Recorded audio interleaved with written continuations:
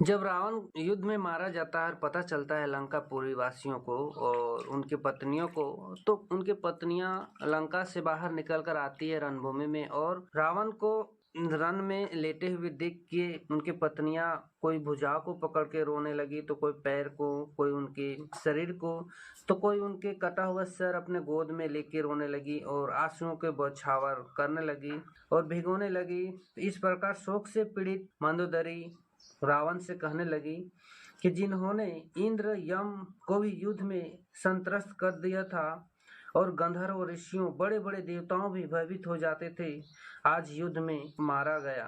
कल्पनातीत काम करने वाले श्री राम के हाथों अपने पति रावण को मरा हुआ देख पटरानियां मंदोदरी दुखी से विलाप करने लगी। हे भगवान, हे महाभाग, हे कुबेर के छोटे भाई, हे जगत दीव विख्यात ऋषि ब्राह्मण प्रसिद्ध गंधर्व और बड़े बड़े चरण, तुम्हारे क्रोध होने पर दसों दिशाओं में भाग जाते थे। ऐसे पराक्रमी आप आज राम नामक साधारण मनुष्य के द्वारा संग्राम में पराजित होकर क्यों नहीं लज्जाते?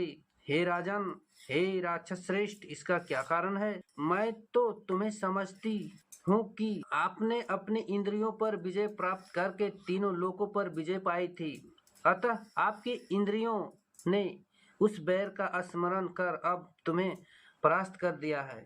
मैंने आपसे पहले ही कहा था कि आप श्री राम से बैर मत करो, परंतु आपने मेरी बात नहीं मानी। आज आपको उसी का फल मिला है। सीता पृथ्वी से बढ़कर क्षमाशील, समस्त संपदाओं की अधिष्ठात्री देवी हैं और पतिव्रता है। हे स्वामी, निश्चय ही आप उस पवित्रता की तप रूपी अग्नि में भस्म हो गए।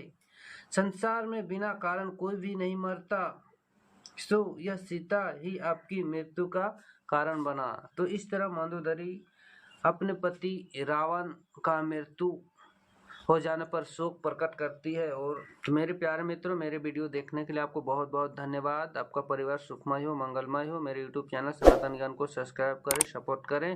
जय हिंद, जय भारत।